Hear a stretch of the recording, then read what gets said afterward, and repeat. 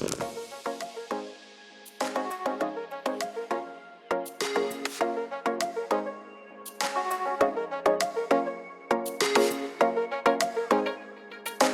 right, welcome back to the Board Game Closet. My name's Jimmy. I'm Rod. I'm Bradley. And today we are taking a look at a game that was sent to us by Thunderworks Games, the same people that did Role Player and Lockup. This is a Role Player Tale, a flip and write game. Awesome. Yep. So this is a game where you get a little map a pad of paper, right. and everybody gets one. It comes with these nice little pencils in the box, and then you flip over some cards and you draw some things out on the map. Now, flip and writes or roll and writes are quite popular these days, and so this is the Thunderworks take on that game.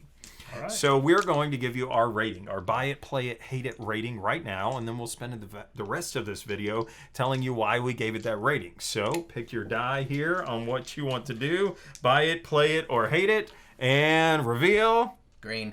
Green. Oh, no.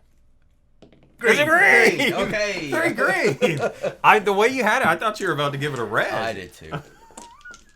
Well, the reason is I'm going to throw that out before you get started. Oh. I am, this is not my type of game. Right. Okay. So I gave it a little bit of leeway there. So in other words, I was thinking white, but then I would have actually been doing it white because it's not my type of game.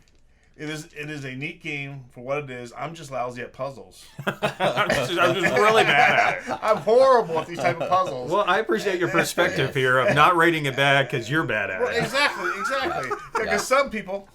Oh, no, I wouldn't have said that. I did not say that. Don't go there. We're actually pretty good at the game. So. You guys are very good at it. Yeah. In comparison. It definitely is a green. It is a green game. So let me give you kind of a general overview of the game, and then we'll talk about why that's good or bad, and then we'll kind of get into all of that stuff. But basically, everybody gets a piece of paper, and there's two sides to this paper. You decide which version you want to play, and then you just begin. So there are 4 phases of the game: spring, summer, winter, and fall, or fall and winter. And in each one of those phases of the game, a different thing is going to score, which is one of the highlights to why I love this game so much.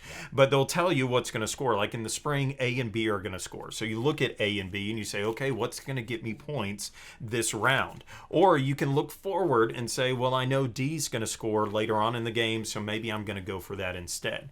Then on your turn, you're going to flip over a card, and at the top of the card, it's going to have a time. So in the spring, once 8 time has been used up, then you score for that round in A and B. And so on that card, it's going to tell you a shape that you're going to draw. It's a polyomino, they call them. And so it's a Tetris type shape. And you can draw this anywhere on your map, in any configuration that you want, flipped, left, right, mirrored, however you want, as long as it's that shape. And then you pick a terrain type. So usually on all of the cards, they'll have 2 different terrain types. You pick the one that you want, you draw that shape on your board, and you go on. There's only a few rules that are pretty typical of these kinds of games. It's got to all fit on the board.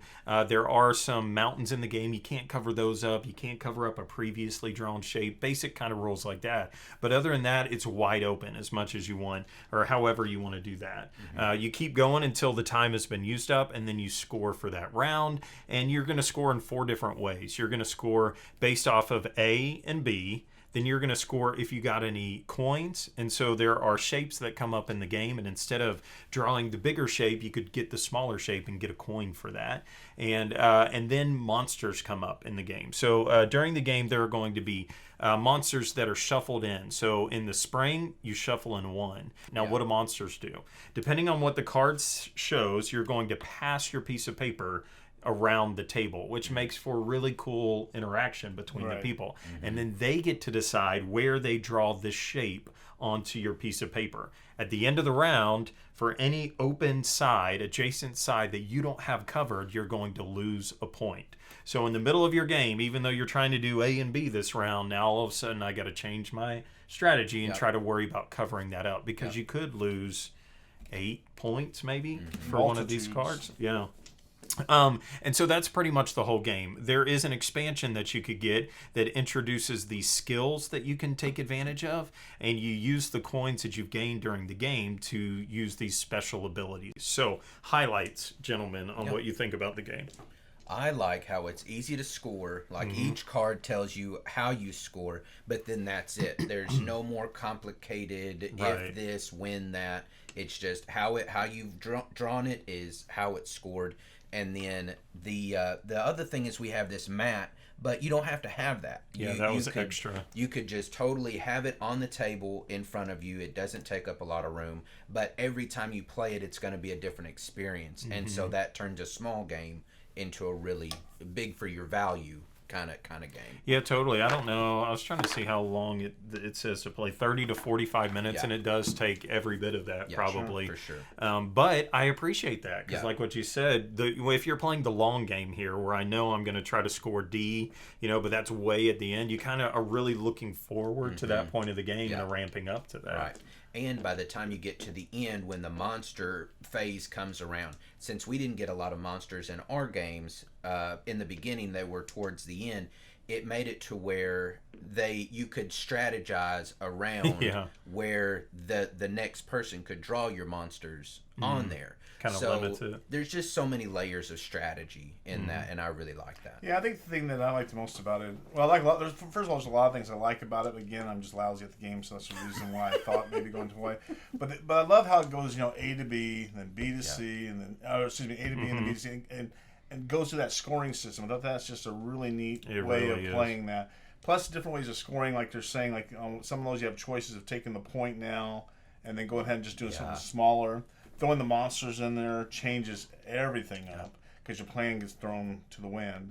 And then each one of these cards, how many cards do we have in the deck for these? I think there's like 16 different scoring So it cards. changes, each one of those changes the game a ton. So, I mean, no game will play alike. So I like all those aspects of it. And I like the fact that I can touch your paper and do something to it. Do something. And not just my own. And that played a lot of, I don't know, I just love the playability on that. I thought that was great. Yeah, for The sure. time that triggers the end for scoring of each round actually decreases. So spring and summer are 8 time, but then fall is at 7 and winter is at 6. Yeah. So it really does kind of ramp up near the end where it's like, oh, this thing is over, so do what you're going to do pretty quickly. Yeah. The scoring I thought was neat, the way that each one is scored twice. Yep. So you can't put all of your what's the phrase? Eggs Eggs in in one basket because that thing is only going to score twice. So if you're really banking on that, that's over now and it's not going to come back around. And like we were saying before, a little bit about the whatever price point this comes in, I'm sure it's fairly I'm sure it's about $30 or so is my guess, but I would say that is a lot of game for the price. Yeah, yeah, for sure is. Yeah. Yeah, and then you get a ton of these. Like I said, they're double-sided, and I think you can even download these off their website for free. So that's pretty cool. Yeah. If you run out of this, there's not any worry. And what was your idea about? Well, I thought those are a good size, but if you played this a lot, why couldn't you just, when you copy it, blow it up a little bit, laminate it, get some of those fine-tip Sharpies or dry erase markers, And go for it. and just go for it. And then you'd never have to order any. You'd never have to download any. It's just pretty nice. We didn't say it about when you draw your shapes on the map, but you also actually have to draw the little terrain type. So forest or the water or the farms or the houses, Yeah, and I really like doodling on things like between my turn or whatever. I'm a doodler. You're a and doodler. it gives you plenty of room on the crest part inside your squares. Like you can totally customize your map. It's great. You're supposed to name your cartographer, your title, your family crest, all that kind of stuff. It's cool. I really like that. It's just so smart. And it's funny because so many rolling rights have come out or flipping rights have come out that I played a number that have just kind of been okay, and they're, but this one I love the scoring, all that kind of stuff. It's just great. Yep, for sure. Go out and buy it. Go out and buy it. Yeah. Buy it.